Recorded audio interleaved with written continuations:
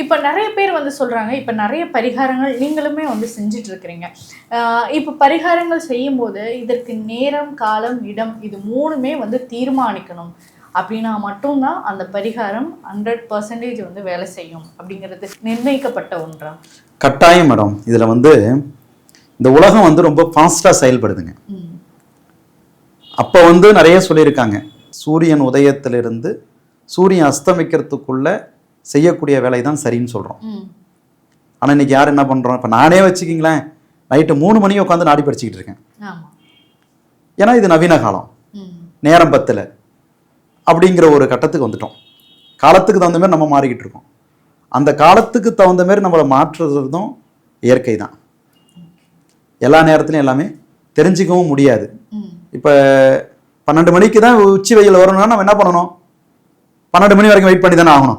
நீ 9 மணிக்கே வந்து உச்சி வெயில் வரணும்னா எப்படி முடியும்? அதுபோல சில விஷயங்களை தெரிஞ்சுக்கிறதுக்கும் அதை செயல்படுத்துறதுக்கும் காலங்கள் வந்து நம்மளுக்கு ஒத்துழைப்பு பண்ணணும். அந்த காலத்தினுடைய நியதிப்படி தான் அது நடக்குது.